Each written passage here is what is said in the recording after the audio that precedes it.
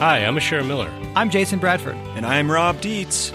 Welcome to Crazy Town, where 75% of the town thinks the other 75% are lizard people. Today's topic is conspiracy theories and our susceptibility to them. And stay tuned for an insightful interview with reporter Tanya Basu. All right, so Rob and Jason. Hey, good to see you. Good to see you too. We were talking previously about cognitive biases. Yeah. And I was thinking about confirmation bias. You know, confirmation bias is what basically you're looking for information that confirms a view you already have. Right. I see anything that tells me I'm right, and now I'm even more right. It feels so good. Yeah. I wanted to challenge myself and say, well, what are my confirmation biases? What are the things that I believe in really strongly, and have I really tested those? So I was thinking... That's a good thing to do, by the way. So one of the ones that I wanted to really think about and grapple with was my beliefs around energy. You know, we talk a lot about energy here on the podcast, and at Post-Carbon Institute, obviously, it's like a kind of a core thing that we try to educate people about. Right. And so, I wanted to ask myself a hard question, like, are my assumptions about kind of the energy predicament that we have, our reliance on fossil fuels, this depleting, polluting energy source and the difficulty of transitioning away from them, is that really grounded in reality? And I have to admit something to you guys. I found some information to really test that assumption. What? And I want to share it with you because I think that maybe... Yeah, it's the same thing. Right. Okay. So I'm going to play you something. Okay, that I came across. I'm worried about hating myself after I learned that my biases... We're together here. Okay. We can get through this together. All right, it's part of why I wanted to share it. All right, let's take a risk. Let's see this. Okay. So try to have a reaction to this thing. My name is Foster Gamble, and I have spent nearly a lifetime trying to figure out what happened. I found a code, a pattern in nature that's been embedded in arts and icons throughout the centuries. I believe that they're giving us a model for accessing energy in a clean, safe, limitless way that could completely revolutionize the way all people live. Right here in this toroid, we have enough energy to transform the entire Earth. And that's not just a theoretical statement, it's literally true. The energy is extracted from the fabric of the space around us, which means it cannot be metered. That is a direct threat to the single largest industry in the world, energy. The suppression of UFO phenomena is hand in hand with the suppression of so-called free energy. An elite group of people and the corporations they run have gained control over not just our energy, food supply, education, and healthcare, but over virtually every aspect of our lives. Well, guys, I think we can go home now. We can hang up this podcast because our work is done. Humans are going to thrive when the free energy starts rolling through. That just cracked my cosmic egg. So obviously, I was kidding when I shared this with you. What? I really wanted to go home now. But I actually wanted to share it because I want to talk about another hidden driver. This season on Crazy Town, we're exploring these hidden drivers of what brought us to Crazy Town.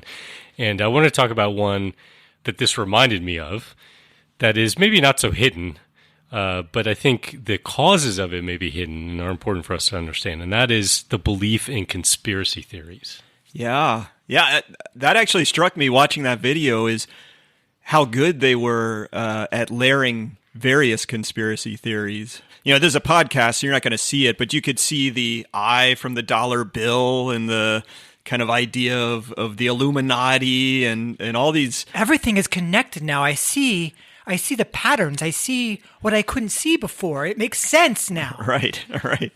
And the reason I wanted to bring that, there's no shortage of conspiracies we could talk about, and hopefully we'll get into some of them today. I can't wait. But the reason I want to bring that one up is that actually, when this film came out, okay, this is a film. This is from a film called Thrive, okay? Mm-hmm. And it came out 2012 or something like that. First of all, I'm very proud of how many views we've gotten on our videos on YouTube. We've gotten Post-Carbon Institute. Yeah, Post-Carbon Institute. Yeah, go to our YouTube channel for Post-Carbon Institute, and Our animation, Huge. 300 years of fossil fuels in 300 seconds, it's gotten probably close to 2 million views now. This film's probably gotten over 20 million views, okay? and when it came out, there were people in our kind of camp who were sharing it. In fact, there was an organization, I'm not going to name them because I don't want to embarrass them, but a prominent organization in our space who included something about this in an email. They sent out a special email about this fucking film that's espousing UFO conspiracy theories and free energy. They sent it out. And But it's got Tesla in it. What was going on? No, it doesn't just have Tesla in it. It has Amy Goodman.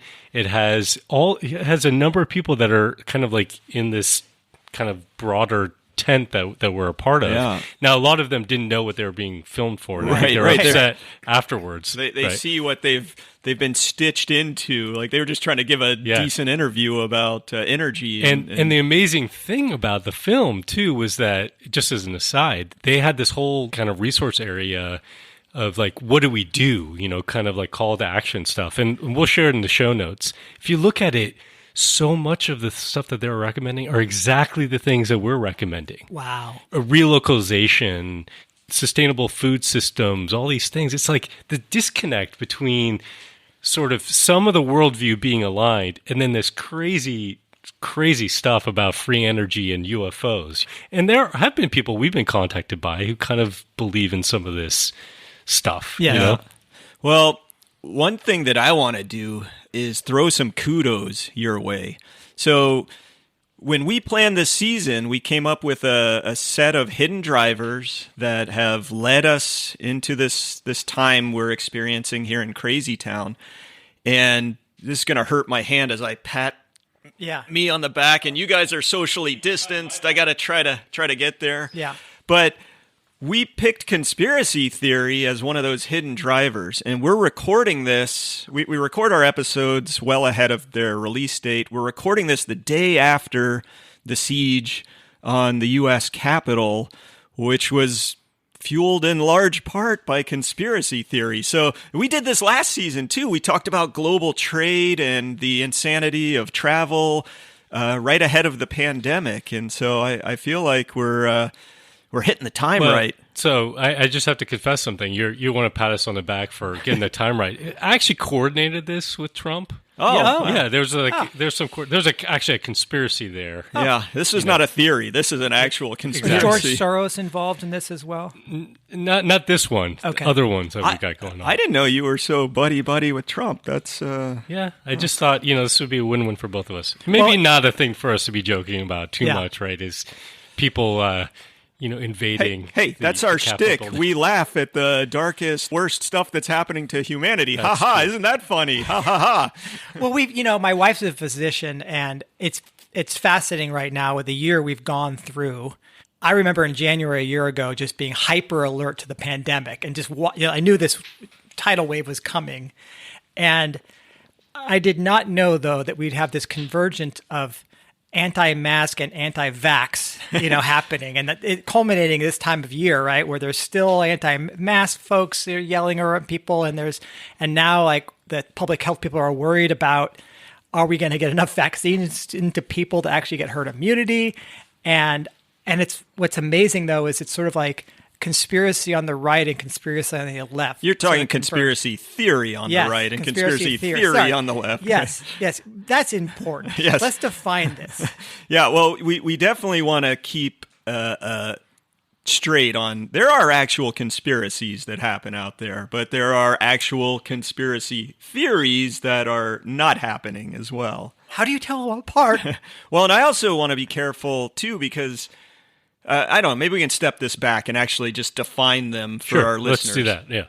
So a conspiracy is when two or more people get together and they design some way to achieve their nefarious purposes, often illegal or at least unethical. And it's not transparent, right? It's secret. It's a secret. Yeah. Secret thing. Like a hidden driver. Right. Which is distinguished from a conspiracy theory, right? And that is a theory that people come up with to explain something that they've seen, which ascribes a conspiracy as a source for that thing. And those theories could be grounded in reality. Those theories could be not grounded. Yeah, in some reality. conspiracy theories could turn out to be actually descriptive of a real conspiracy. That's or rare. they're partially true. They've got elements of reality Yeah. in them that kind of hide the nutty connection that's made. Right. And I got to say, when I started thinking about this, I was having some trouble, honestly, in my own mind with mixing up conspiracy theory and maybe something that's even simpler, like a rumor, right? I was thinking about, well, in my life, have I been privy to some conspiracy theories? And I thought about my high school days. So I went to this school where a couple stories went around about masturbation and people masturbating in school, and one of them even was called the incident of the hamster baiter. What the hell was that? I don't want to know. Yeah, I don't want to explain what that was. Okay. But I was trying to think about it. Is this a conspiracy theory? And I don't think it was. I think it was just a rumor and a story that was passed around. You know, if the difference would be if that story was made up by a bunch of students who wanted to shame or embarrass A specific person. Did the hamsters person. get hurt? Let's put the hamsters out of mind right now. We don't want PETA raiding this podcast I mean, are they studio. okay now? Yeah. No hamsters were injured in the filming of this. Those would be the oldest hamsters in history, by the way, because that was a while ago. Yes. That Rob was in high school. Yeah, and I hope that wasn't filmed. Good Lord. But so I think it's just important to try to keep straight what we're talking about with a conspiracy theory. Okay. So I appreciate you giving us that definition. I think it's also important to recognize that conspiracies aren't new. I mean, here we are talking about the timeliness of them, and I think I want to get into that and what's happening with conspiracies now. But Conspiracy theories now. Sorry, I'm sorry. You're doing it again. I'm doing it again. Yeah. Actually, both. Right. Yeah. Both. So conspiracy theories are not new. And I think we could look at examples from history. One that hits close to home for me and my people is the conspiracy theory of the protocols of the elders of Zion. I don't know if you guys have heard about that. That was Well, it sounds really important, and it's Yeah. got to be real. I mean, the So what are protocols. can you of list the protocols, please? I know them by heart. Yeah. Actually, the conspiracy theory is that there's a cabal of these Jewish leaders. It originated in Russia, and this belief that there's this kind of cabal of these powerful Jewish interests who had these grand machinations to control everything in the world. It's something that's persisted for actually a really long time, for centuries. And now you're the executive director Yes. of Post-Carbon Institute. Yeah. Which, if you look up the formal name, it's actually the Post-Carbon Institute of the Elders of Zion, with protocols for running the cabal. Yeah, he's in charge. Yep. He's in charge. Too long of an acronym. But we had all kinds of people spreading this. We had Ford was spreading that. I mean, he was actually sending copies of this. Ford, the automaker. Henry Ford, yeah. Well, it makes sense. I mean, cars and Jewish cabals. People are go still hand in putting hand. this stuff out, and there are different forms that takes. With conspiracies about the conspiracy theories about the Rothschilds and other things. There's also, one that persisted for centuries that was actually deadly to Jews, which was this idea that there's a kind of this blood libel that Jews would grab Christian children on Passover and drink their blood. Oh my and these gosh. were things so Easter was always a very scary time for Jews in Europe because it was a time where this was fomented. This Yeah. conspiracy theory was fomented by the church. All right. Well, it kind of reminds me of some of the QAnon crap going on now. Sure. Yeah. It's all connected, you see? Well, it's been going on a long time. And I remember this one instance when I was a young college freshman. This was like my first class, what was it called? American Studies. Wow, that's pretty broad. It was a cool class. And I was a general education class. There was like 100 people in it. And you come to this room and this professor with a bow tie gets up there and he decides the first day of class he's gonna do a roll call. See who's here, just want to say hi, get your name out. Never happens in college courses usually, but he went through it. He goes, Jason Bradford? I'm like, yeah, raise my hand. He goes, you wouldn't happen to be related to the Mayflower Bradford? I'm like, well, actually I am. He goes, oh, great. Your ancestors burned witches. And then the class kind of chuckles and laughs and he goes, hey, settle down now. it was your ancestors that they burned. Yeah, that was pretty funny. Now get them. Oh, yeah, right. No, yeah. Pile on. You ran out of there very fast. Yeah, Now I'm going to hand out something to each of you. These are blow dart guns. You don't get one, Mr. Bradford, but everyone else. Yeah, run. Yeah. So I mean, I hadn't really known much about it, but of course it's this period where people are getting sick and stuff is going on and they don't really know much about how the world works. This is a time when it was sort of folk knowledge, right? And I think what it was just people searching for a way to find an explanation for stuff that was scary in their life, right? And so they just made up stories about these women and the poor women, and tragedies happened. So you're saying they weren't actually conspiring to cast spells that withered the crops. And this goes way back, especially like targeting women. I mean, Rome, there was a conspiracy theory that women were poisoning people in Rome in like 311 or something like that BC. And it was a disease that was ravaging the city, but they didn't understand that. They didn't understand. Okay, there's a sort of unwritten rule in this podcast that my role is to bring us down to stupid stuff that doesn't really matter to anyone. So let me just take on that role real quick here with a conspiracy theory that I love, and it all goes back to, of course, I guess this would be the 80s and 90s with David Stern, who was the former commissioner of the NBA. Yeah. And I'm going to give you 3 conspiracy theories that he's wrapped up in. Okay. One was the draft, I believe, of 1984, where there was a clear number 1 college guy, Patrick Ewing. He was just dominating this, 7-foot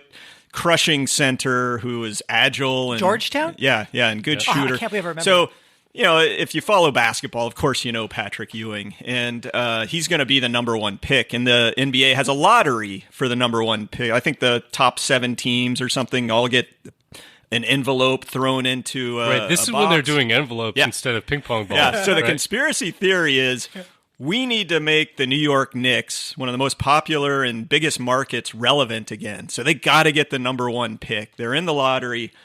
And the theory is that they took the Knicks envelope and froze it, put it in a freezer ahead of time so that when David Stern reached in, he could find the cold one. Oh, that's brilliant. Pull that. And of course, the New York Knicks got the number 1 pick. The rest is history. And they had a very poor chance of getting it, too. I think maybe that's not, I don't know. But anyway, they got the pick, and the rest is history. Now that's a conspiracy, not a conspiracy theory. You decide, right? Like there's also the idea that David Stern and others in the NBA banned Michael Jordan the year that he went off to play baseball for because gambling. He was gambling, and they didn't want a whole like Pete Rose kind of incident to undermine the league. And there's a third conspiracy theory around a famous playoff series that the Los Angeles Lakers were going up against the Sacramento Kings, okay? And Kings are this little market. Wonderful series. Well, so the Kings were having a great run. They were actually a threat. And I think it was in Game 6, there were all these fouls called, and they were all for the Lakers. So the conspiracy theory is that the NBA wanted the big market team to win and to go on to the finals, and they could make a lot more money. So they had the refs basically decide that game. Hey, follow the money, man. That little Illuminati symbol on the top of the bills, that'll tell you where to go. Well, that does bring up that issue. Like, sometimes it's pretty damn hard to decide, is this a conspiracy theory or is it an actual conspiracy? Right. And in the case of basketball, there was a ref who was found to have been fixing games. Right? Yeah, Donaghy, right? That was he was like in the pocket of the mob guys and doing the like it. That was what was amazing. You didn't have to determine the winner of the game. It just had to be the score mattered, right? So if I call this foul at the right time, this guy shoots his free throws and we've seen that with other sports. I mean, scandals with FIFA and all kinds of stuff, right? My sport of tennis had some issues too. I'm very sorry to report. Yeah, I think no sport except maybe curling has although we'll probably find out there was just a great scandal with curling one day. Yeah, the Canadians. Oh, devious. Yeah. With that smile, they act so polite. I know. No one can tell. Yeah. Conspiracies all over in the great north. So I just got to ask, why are we so stuck on conspiracy theory? Like, why are they so damn addictive? And I want to know, like, are there more now than there used to be, or are there patterns to this historically? Well, I will say, Asher, you shared a really good article. I can't remember who the professors were that put it together, but we'll get that in the show notes. But they were talking about some of the evolutionary origins of why we're so susceptible to conspiracy theory. And I thought it was really fascinating. It was all about kind of the idea of being falsely wrong about something versus, I guess it's best to just put it in an example. They're talking about going back to Stone Age days. You're a tribe. You have another tribe that's outside of yours. And if you believe that tribe is coming to get you and you're super suspicious of them, it was really adaptive. Like, you're more likely to survive even if you're wrong about them. It's better to be wrong about that tribe's intentions than it is to have not been suspicious, and then one day they come and they kill your family and you're dead. Right. Okay, so like 9 out of 10 outgroup tribes are not cannibals. But one of them could be. But one of them is. Right. Right. So you might just keep your distance. Right. Yeah. And so the idea is that it was actually an adaptive thing to be ultra suspicious, to find these patterns wherever you could, and to be really vigilant against it. I had not heard that, but I kind of think of it as, the reasons are related, sort of what I mentioned before with the Salem witch trials and just witches in general. Whenever there's those are now the Bradford witch trials. Right. Yeah, thank you. Yeah, I like to be infamous. But what it gives you is an order and a way to answer why, and people really like to know, even if it's not great, even if it's nefarious. At least they have some sense of control, and they can make they think they can make some sort of prediction. And so that's an important need people have, especially for when they're scared, right? And then I think the other thing is that it binds you to your group.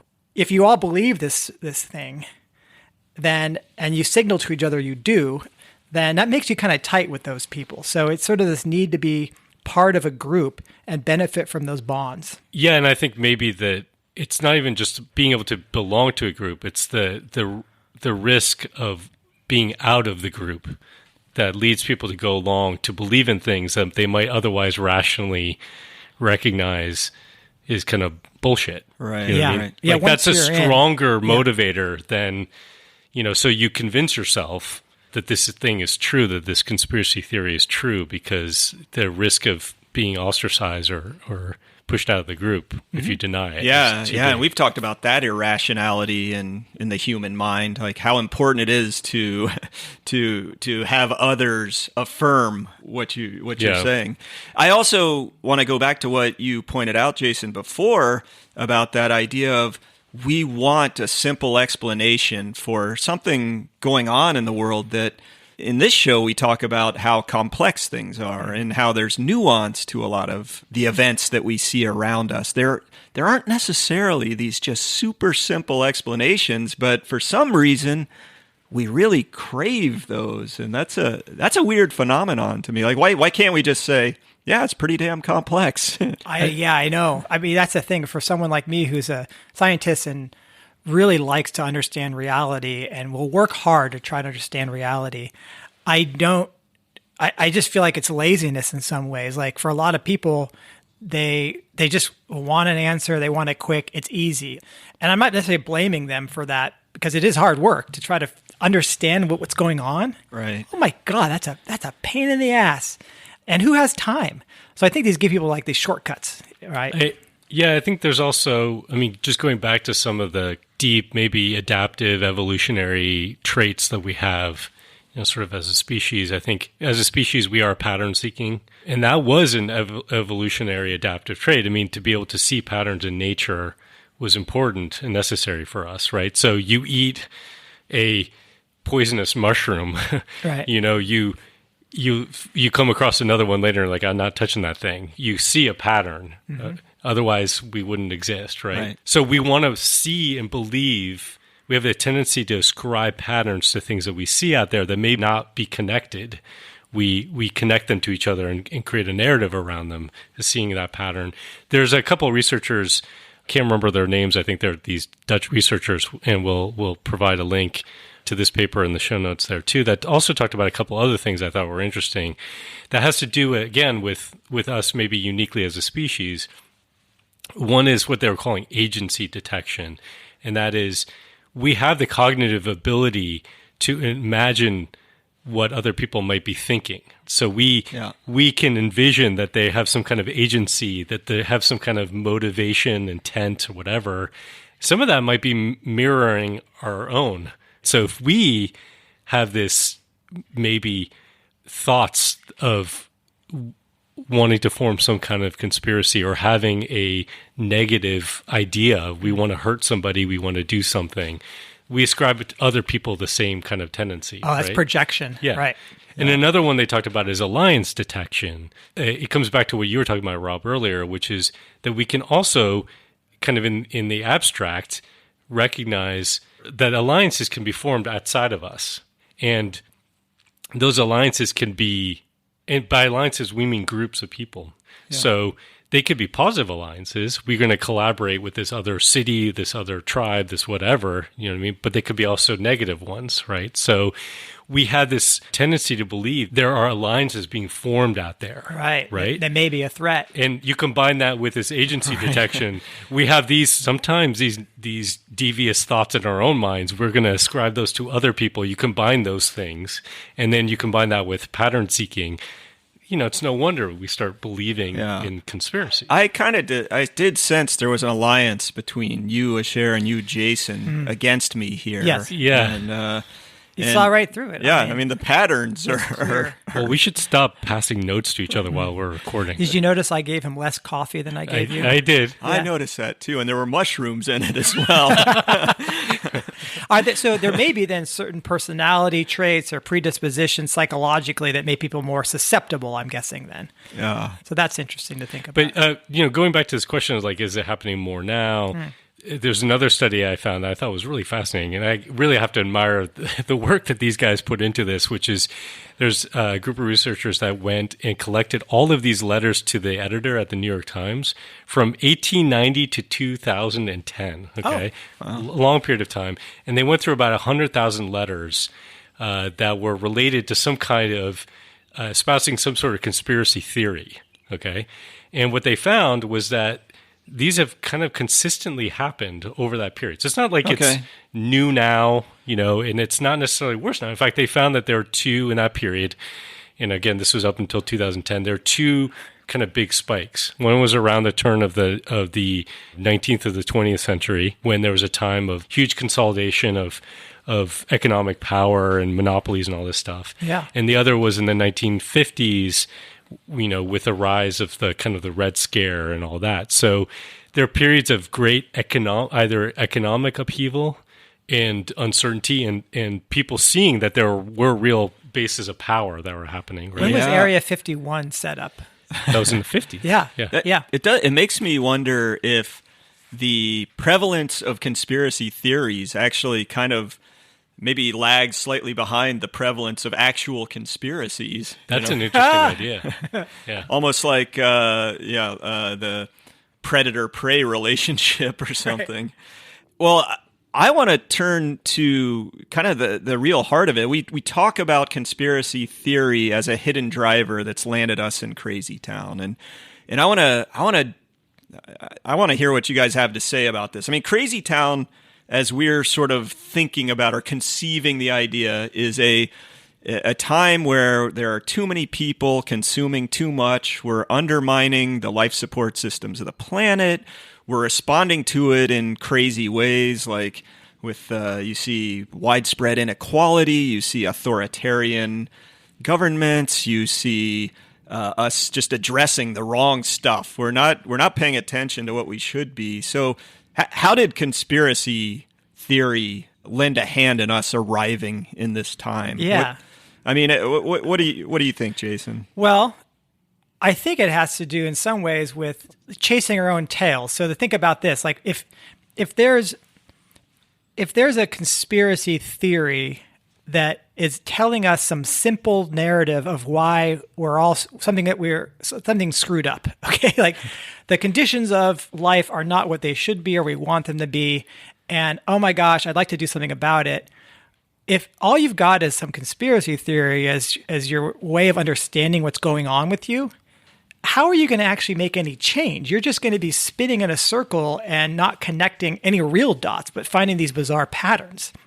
And so I think that they just screw up the ability for us or collectively to maybe actually go after the real conspiracies or solve real problems. You make me think of kind of modern stuff with the working class in the United States has taken a beating over the past few decades. Yeah. And instead of, hey, let's work on real policy changes that give the working class their due and where you can aspire to have a reasonable, comfortable life, instead of working on those policies and the institutions and the systems, we'll just believe in it's a cabal of pedophiles who are eating children that And all the information's on Hunter Biden's laptop. Right.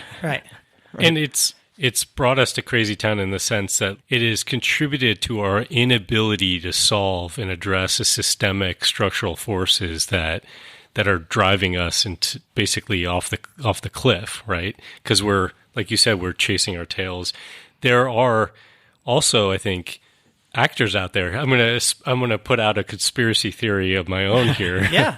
Which is that there are actors out there who, in a sense, want to maintain the status quo, who are either promulgating conspiracy theories themselves or are riding on the backs of them, right? So, for example, we've seen, the conspiracy theory that climate change is a hoax, that there's this, it's so laughable.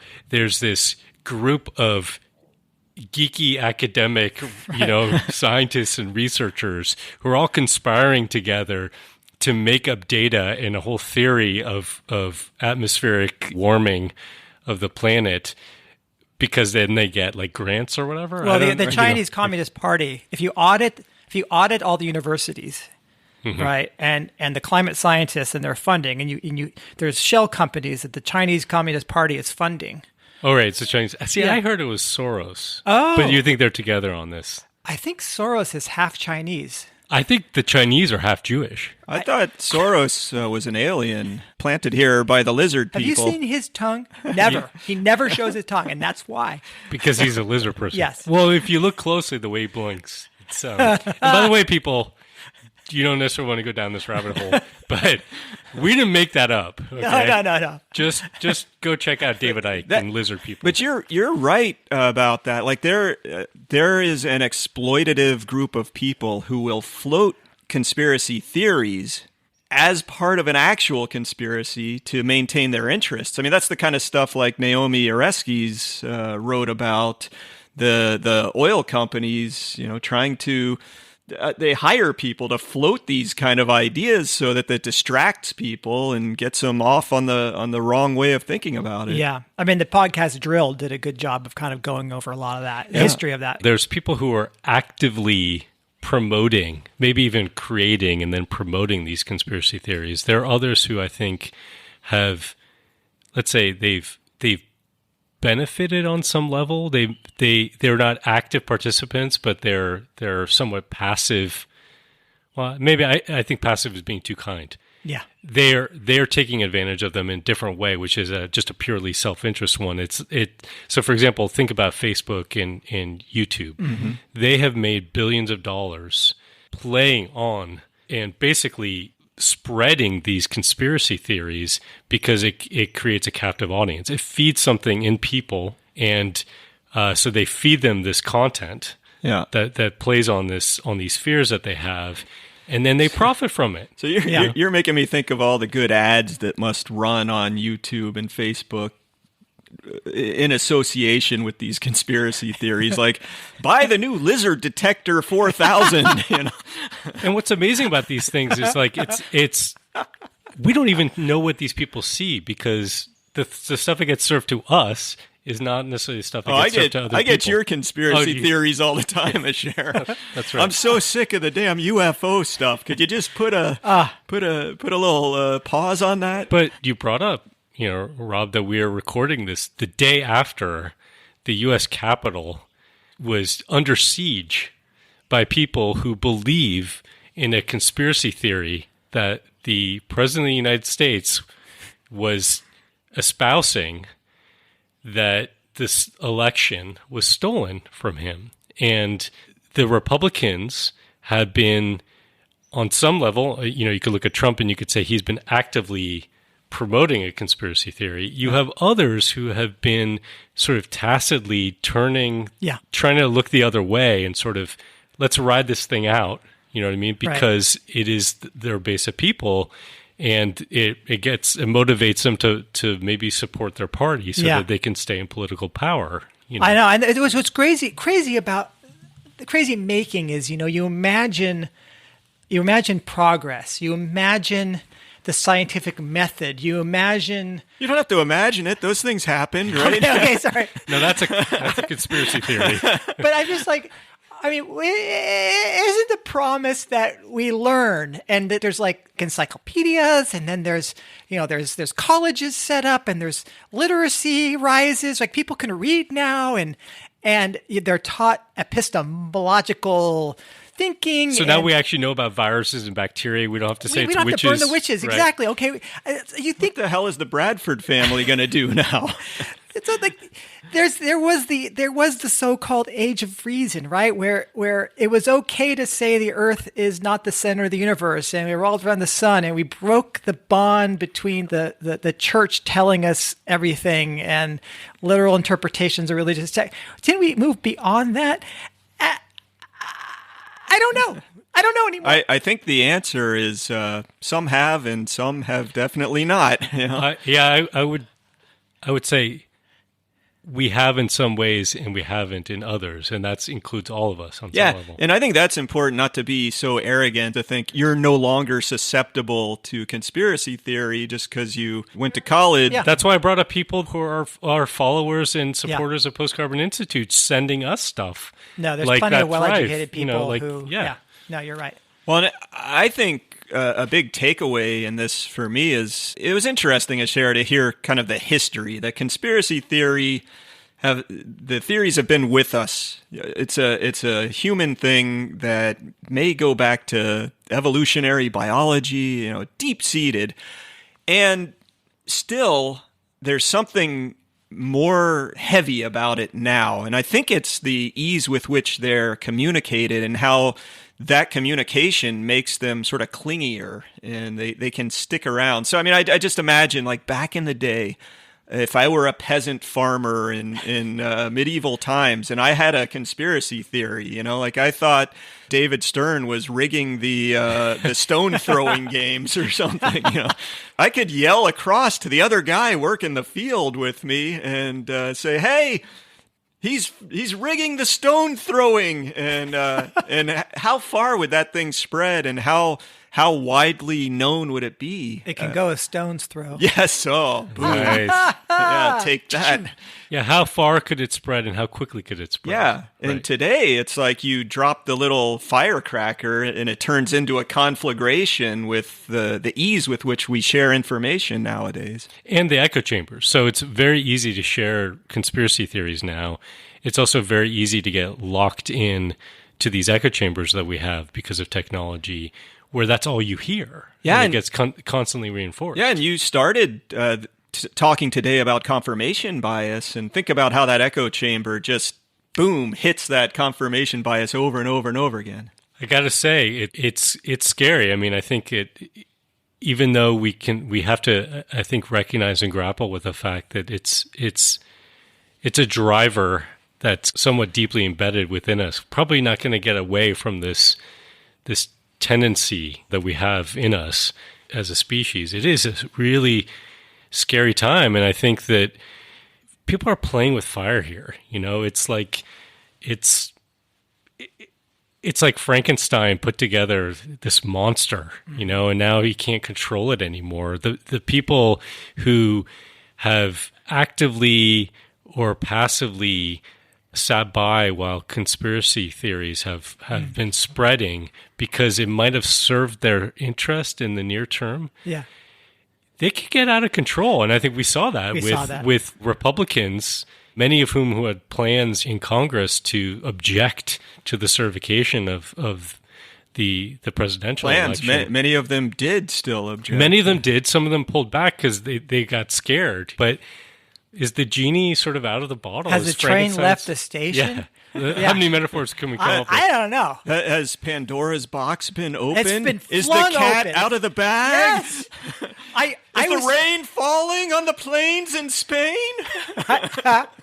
I remember watching Joe Biden's speech and then seeing what Trump did afterwards, which was kind of pathetic, right? And then I thought to myself, you know what? It's too late. I reminded of the movie Fight Club, where the Ed Norton character eventually figured... Spoiler alert, not everyone's seen that movie. Well, it's 20 frickin' years old, okay? I don't care. It's probably more. Okay. Yeah. Where Ed Norton character figures out, oh no, I've created something horrible. Now we're not just beating each other up for fun. Now there's like terrorism happening. And he tries to rein it in, and they're like, oh no, we're not stopping. This is bigger than you. You've been corrupted. Right. And so I think if Trump had gone on national television on the Oval Office and said, "Dear Americans, I apologize. I lost the election fair and square. We need to let this process..." You need to not be so articulate. I bigly lost this election. No, he would never say that. Right. No, he couldn't. I just barely lost. Right. But I'm telling you, at the point it's come to is that I don't even think that their dear leader could rein this in. Because if he were to say anything to try to back it off that was of any significance, a new set of conspiracy theories would emerge. Some really good ones. And nullify it.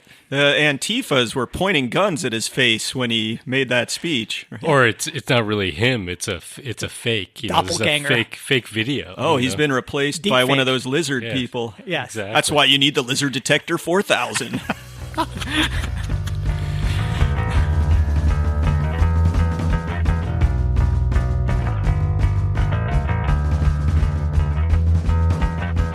Stay tuned for our George Costanza Memorial Do the Opposite segment, where we discuss things we can do to get the hell out of Crazy Town. You don't have to just listen to the three of us blather on anymore. We've actually invited someone intelligent on the program to provide inspiration. Hey, in our ongoing shameless attempt to get more reviews out on iTunes, this is a part where we share a particularly good review. You guys want to hear it? Please. Sure. Okay. This is from Chaka Harta from about a year ago. That's a great name. Chaka Harta says, "Smart topical discussion with information about staying sane in our current era. Science, politics, psychology, business, government, and a healthy amount of irreverent humor throughout. Most importantly, the hosts seem to really know their stuff from working in the trenches on these issues for years." She didn't cover aliens. That's true. We didn't have aliens in the list of topics. But I like the whole idea of working in the trenches. I've never seen either of you in a trench. Well, Jason's always wearing mud boots. I do have a lot of muck boots, and I get out in the field and it's muddy. And I dug a trench when I was in high school one time. Right. I had a temporary job. Right. I think you send other people into the trenches when necessary. You're like one of these evil congressional guys. That's right. Yeah, I'm not going to go fight. Well, that's really sweet, though. Thank you. I'm glad somebody likes our podcast. Yes, thank you, Chaka Harta, for that wonderful review. And please, if you like this show, get anything out of it, maybe a laugh here and there, go over to iTunes or wherever you get your podcasts and drop us a review. Helps other people find it. Yep, thanks.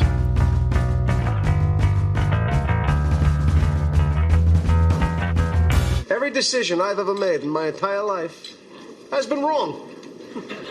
My life is the complete opposite of everything I want it to be. If every instinct you have is wrong, then the opposite would have to be right. I think the very first thing we've got to do, or don't do the it straight. In doing the opposite, when it comes to conspiracy theory, is we've got to stop granting it more airtime. So, obviously you don't retweet or repost or send out conspiracy theory, but even... Wait, what did we just do on this show then? We talked about conspiracy theory, but I think you also don't even debunk it.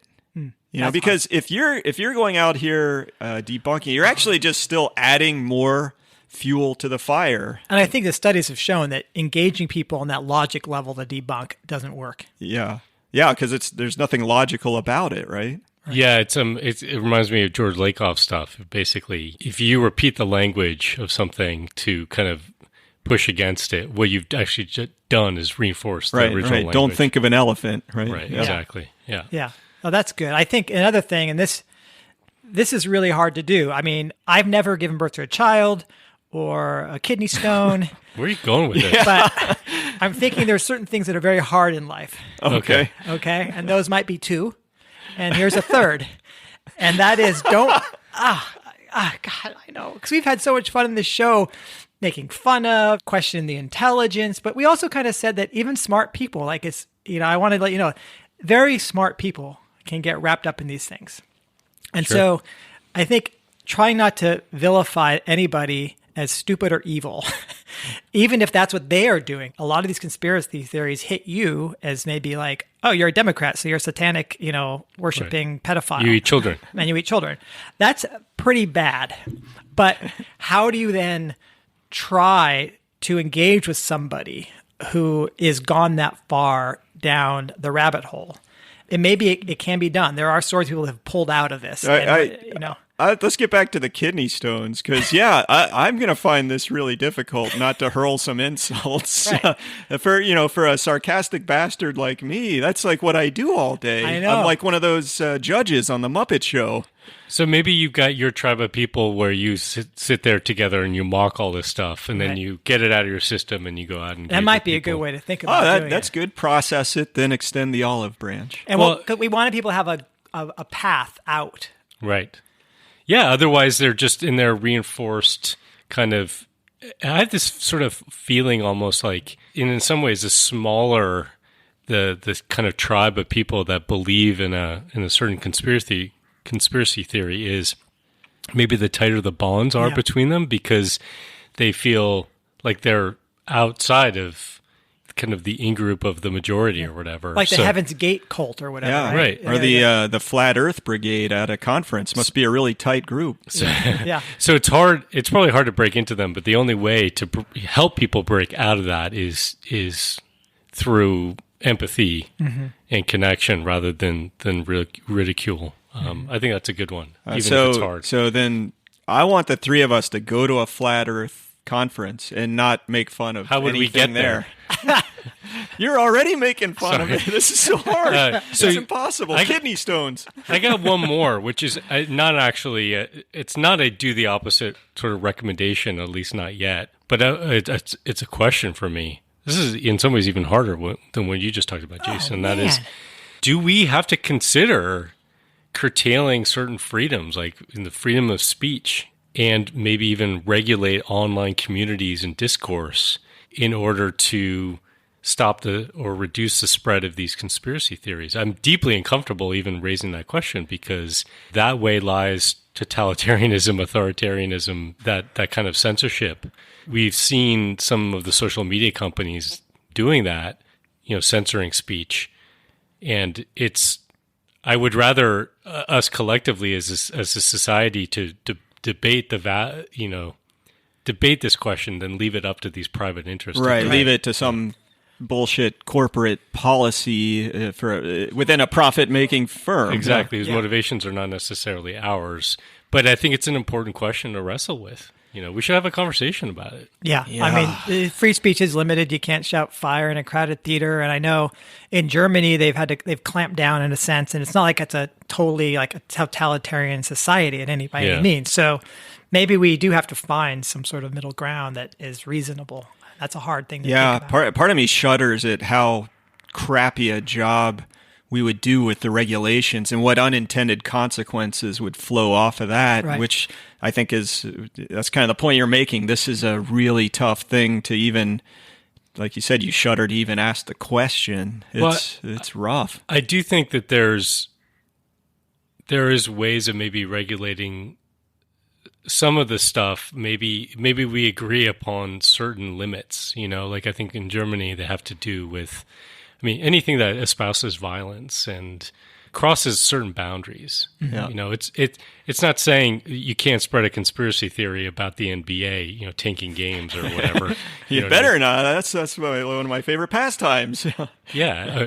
Maybe here's another one. Maybe we should come up with lots of great, really benign, innocuous, pointless conspiracy theories and let people kind of obsess over those for a while. Yeah, fill up the meme space. Exactly. Let's bring back the Paul is dead stuff, but with modern Cardi B is dead. Let's start that. Let's start that conspiracy theory. Let's get out there. That's our new meaning. You talk about meaning and purpose in life. Let's go float some conspiracy theories.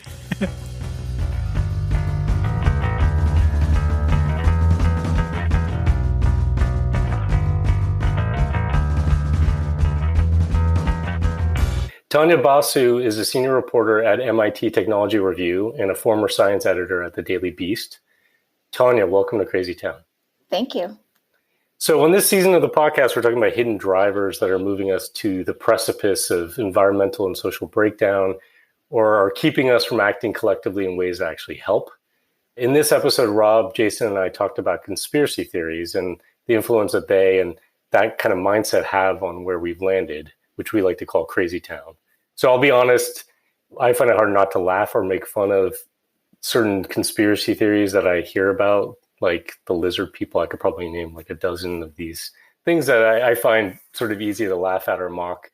But, as we discussed on our episode, conspiracy theory mindsets aren't actually that irrational or that crazy, considering the context of how we evolved as a species over the millennia. And it's also important, I think, to recognize that we're all prone to that kind of thinking. And I think that having that understanding can help us maybe have more empathy for people who have fallen down rabbit holes that are, some of them which are kind of dangerous, like the QAnon conspiracy theory, if we want to help people sort of get out of that. So you wrote what I thought was a really helpful piece called How to Talk to Conspiracy Theorists and Still Be Kind, which we've linked to in our show notes. So I wanted to just ask you if you could talk a little bit about what you've learned in writing that piece and what advice you would give to our listeners. Thank you. I think that conspiracy theorists, like you said, are often the subject of a lot of ridicule. And it often actually makes them burrow more into their conspiracy theories, which sort of defies the whole point of trying to talk them out of it. And so I think what I was thinking about, and this was last summer, I think I wrote this story. So this was before the elections, when QAnon was still actually becoming even bigger.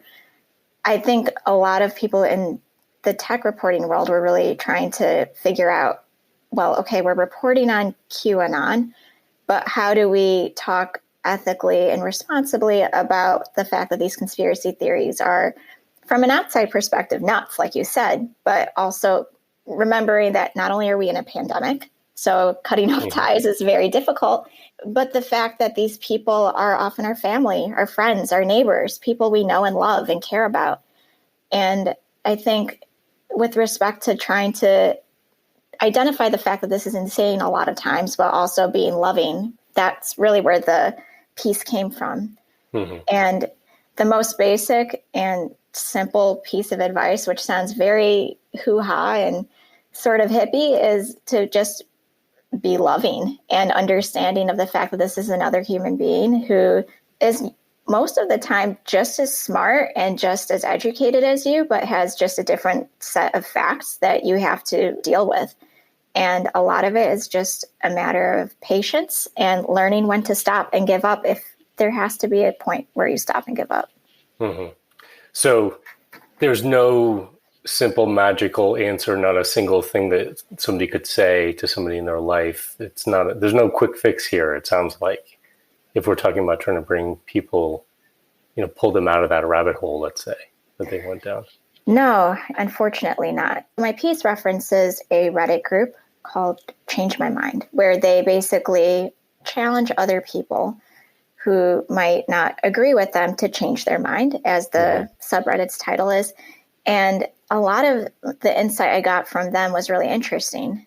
People are willing to listen and often change their mind. And this goes for even the most radical conspiracy theorists. You even see this after the insurrection on January 6th. There are so many people who are sort of coming out of the events and really reckoning with the fact that, this QAnon coming is not necessarily real, that the elections are something that have, passed on at this point. Mm-hmm. It's just coming to terms with these facts is one thing. And the people that I spoke to mentioned over and over again that being able to talk to people calmly and being like, okay, so you believe, for example, 5G is a way for, I don't know, to spread COVID. Yeah. Yeah. Like just being able to go back to the facts. COVID is something that is passed, for example, by potentially sneezing and being within 6 feet of each other. Well, how does 5G fall into that? And just being open and curious about where these facts come from, that person will usually figure out in their own telling of the story that something is not necessarily squaring up there. Mm-hmm. So a lot of it is just really simple conversation. Yeah, asking questions. And maybe it's also asking, you said, change my mind. Maybe it's going in and actually showing some openness to hearing kind of the rationale that they have, even if our mindset is like, this is nuts. I just suspect people can sniff that out. If you're going into it trying to pretend that you have empathy or understanding or an openness, but you don't really, I think people probably sense that. Yeah. And I think that, to your point, it's also taking a sense of openness on your part. So if you're someone who's dealing with a person who believes in conspiracy theorists or theories, to be open to the fact that this person is coming from somewhere where they're passionate and thinking that they're in a good ethical place. Mm-hmm. So just being willing to listen to them and trying to figure out where they've diverged. Yeah. I wonder if it's also maybe digging at what's actually the fear in the first place or the concern in the first place. For a lot of people, it seems like with the whole QAnon election fraud thing, there's maybe a deep passion about their country and the fate of their country and democracy, even though in my mind they're acting against the will of the people if they're trying to deny a majority vote. But in their minds, they actually think that they're trying to preserve democracy. So maybe getting at the root of what is their motivation or their fear, which we probably have in common. That's a great way to put it. I think a lot of people are coming at this feeling actually really good foundations of thought. They're coming at it very ethically, and they believe that this is a democratic process that has been messed up. Right. I mean, on its face, that's actually a pretty legit thing to want to challenge. Yeah. But yeah, you're absolutely right. Well, I think that's part of the challenge here too, and I think we have to recognize in ourselves is that we could all fall for certain conspiracy theories. There actually are conspiracies that exist that we've learned about later. The Gulf of Tonkin, different things that have been done that were dishonest or something. Do you know what I mean? And so because there's sometimes a kernel of truth, there have been efforts to delegitimize or influence elections, irrespective of party, you could say. So there is something there that people are playing on, that is real, and maybe acknowledging that is helpful. I think the other thing, and I'd be curious what your take on this is, again, a lot of our audience and the people that we at Post Carbon Institute interface with are people that are deeply concerned about the climate crisis and sustainability issues writ large and the planet and the fate of other species. And what I've seen, and I'm guilty of this too, is that sometimes our group can shame people who are not acting consistently with those values. And that shaming is actually counterproductive. You know what I mean? So when we shame somebody for driving a big SUV, or we shame them for flying to Disneyland or whatever, on the one hand, it can make us crazy that we have this behavior that is kind of dangerous and collectively setting us on a dangerous path. But on the other hand, making people feel bad about these, or making them feel like they are bad people because of these decisions they're making, actually won't help us. And I wonder if you feel like that might apply to some of these conspiracy theories as well. Especially in the past few years, there's been an extreme polarization of thought. And so there's often not necessarily an understanding that there is a middle ground before you can like sort of learn to be a better person. Just, I guess that is essentially what we're trying to do here. Mm-hmm.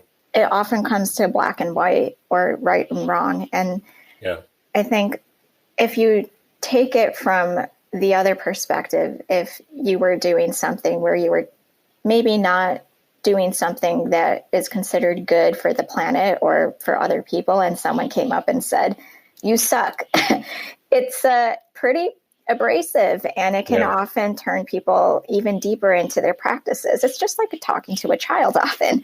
And so I think a lot of what I've learned through my reporting on this piece was that there is an extent where some people actually stop talking to people, and we're like, you know what, I make peace with the fact that you disagree with me.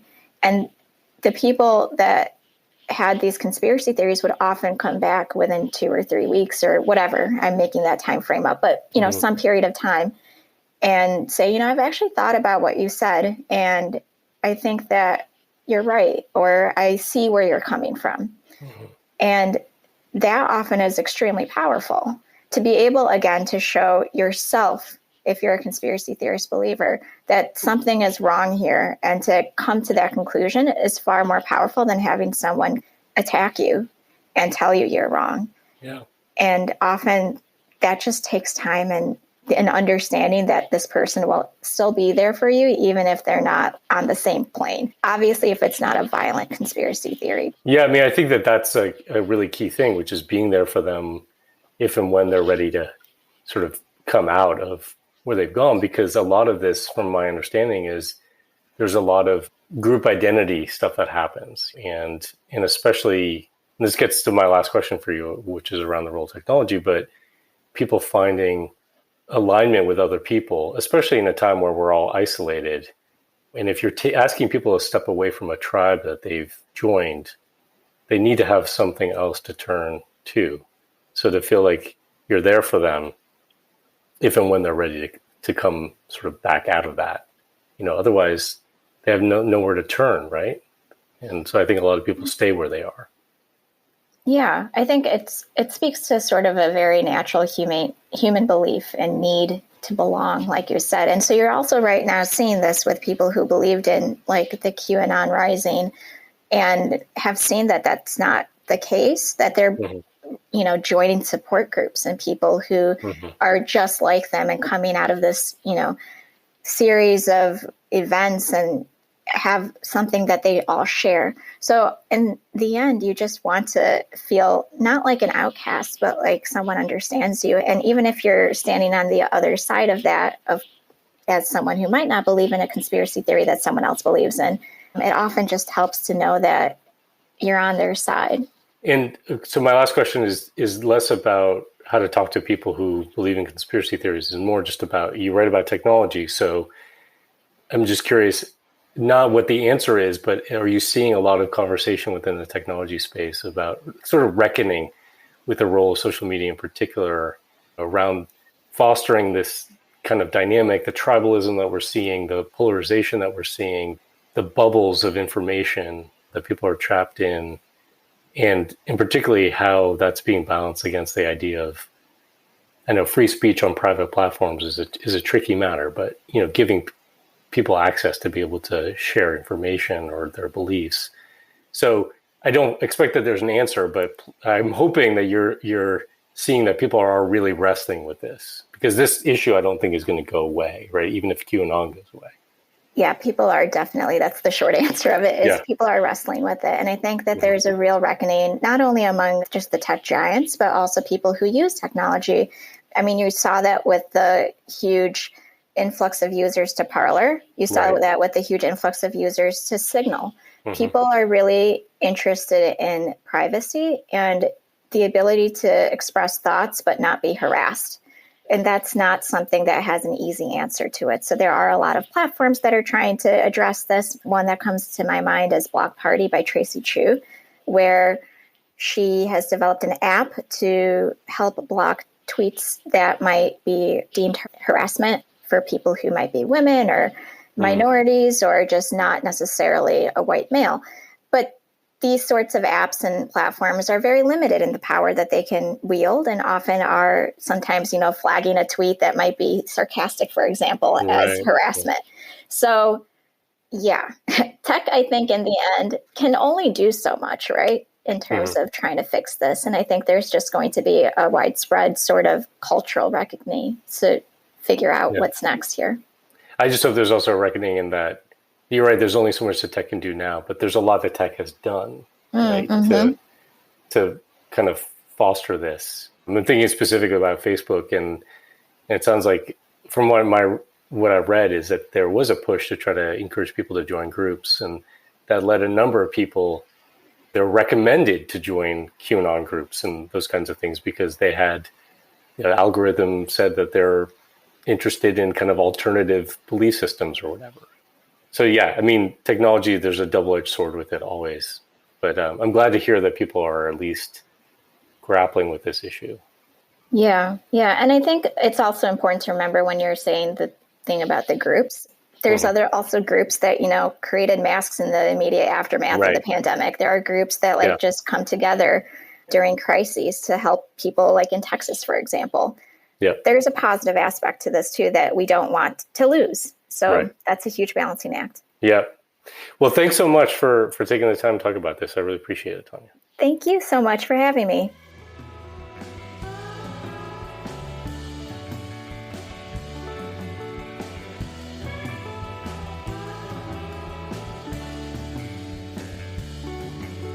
Thanks for listening to this episode of Crazy Town. Yeah, if by some miracle you actually got something out of it, please take a minute and give us a positive rating or leave a review at your preferred podcast app. And thanks to all our listeners, supporters, and volunteers. And special thanks to our producer, Melody Travers.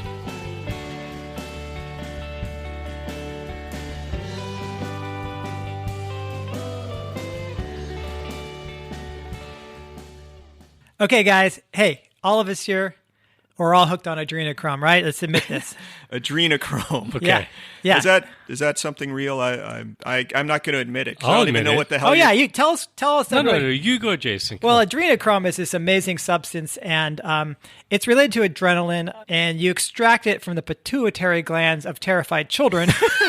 And it's part of the hallucinogenic rituals that we go through, and it's very, very powerful and necessary ingredient for our satanic rites.